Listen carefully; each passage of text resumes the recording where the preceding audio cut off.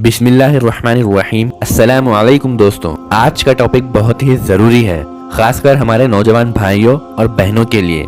हराम रिश्तों से कैसे बचा जाए और जिस्मानी पाकी को कैसे कायम रखा जाए। आज के डिजिटल दौर में जहां सोशल मीडिया, नेटफ्लिक्स और डेटिंग एप्स हर किसी के हाथ में है, वहां हराम रिश्तों का फितना आम हो चुका है। लेकिन इस्लाम ने हमेशा हमें इस फितने से बचने के तरीके दिए हैं। अगर हम सच में अल्लाह की रजा चाहते हैं तो हमें अपनी नीयत, एनवायरनमेंट और हर कदम पर खुद को संभालना होगा।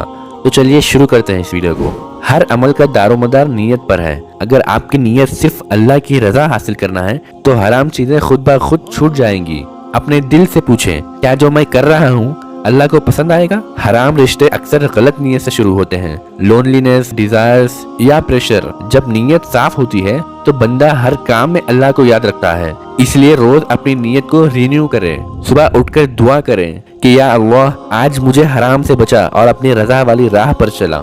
रसूलुल्लाह सल्लल्लाहु अलैहि वसल्लम ने फरमाया, हया ईमान का एक हिस्सा है। आज के दौर में हया को कमजोरी समझा जाता है, लेकिन असल में हया एक ताकत है। जो शख्स हया रखता है वो हराम नजर से, हराम बात से और हराम ताल्लुकात से बचता है। अगर हम अपने अंदर हया पैदा कर लें तो हमें किसी और नसीहत की जरूरत ही नहीं। अपनी आंखों की हिफाजत करें। सोशल मीडिया पर उन लोगों को अनफॉलो कर दें जो आपकी हया को मुतासिर करती है।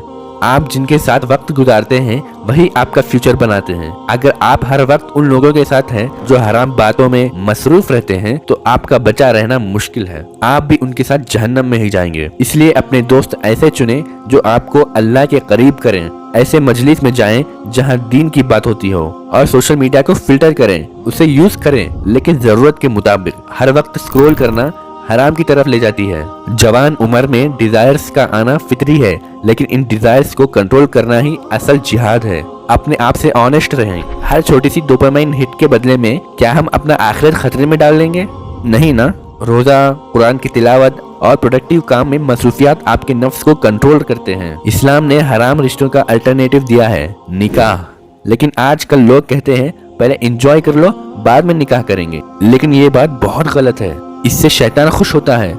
निकाह सिर्फ फिजिकल रिलेशन का नाम नहीं है, बल्कि एक इबादत है। जब आप किसी को हलाल तरीके से पसंद करते हैं और अल्लाह का नाम लेकर उससे जिंदगी गुजारते हैं तो उसमें बरकत होती है। हराम रिलेशन सिर्फ गिल्ट, डिप्रेशन और सेपरेशन लाता है।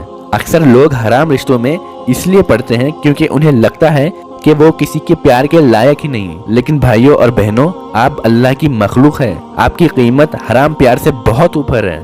जो शख्स आपको हराम रास्ते से चाहता है वो आपका दर्द बनेगा। जो अल्लाह के हुक्म के मुताबिक आपको चाहे वही आपका नसीब है। इसलिए अपने आप को चीप ना समझे। आप बहुत कीमती है। अगर आप कभी हराम रिश्ते में रहे हैं या किसी गलती का शिकार हुए हैं तो याद रखें, अल्लाह का दरवाजा बंद नहीं होता। अल्लाह हर गुनाह को माफ कर देता है अगर बंदा सच्चे दिल से तौबा करे। तौबा का मतलब है दिल से शर्मिंदा होना, उस गलती को छोड़ना और फ्यूचर में ना करने का इरादा करना। अपने आप को माफ कीजिए और नई शुरुआत कीजिए। शैतान हमेशा चाहता है कि आप गिल्ट में रहें, लेकिन अल्लाह चाहता है कि आप बदल जाएं। आखिर में सबसे जरूरी बात, अल्लाह से अपना कनेक्शन कायम रखें। हर रोज उससे बात करें, उससे मदद मांगे। जो अल्लाह से जुड़ जाता है उसका दिल हराम की तरफ नहीं जाता। हर नमाज में दिल से दुआ करें। कुरान, जिक्र और इस्तिग़फ़ार को अपना रूटीन बना लें। इंशाअल्लाह अल्लाह आपकी मदद जरूर करेगा। तो दोस्तों, हराम रिश्ते आज हमें आसान लगते हैं लेकिन आखिरत में बहुत महंगे पड़ते हैं। जो अल्लाह के लिए छोड़ता है अल्लाह उसे बेहतरीन देता है। अपने ईमान को कायम रखें और दुनिया के फितनों से बचें। अगर आपको ये वीडियो पसंद आए तो जरूर शेयर करें। शायद किसी का दिल बदल जाए और वो हराम से बच जाए। मिलते हैं अगले वीडियो में, तब तक के लिए अल्लाह हाफिज।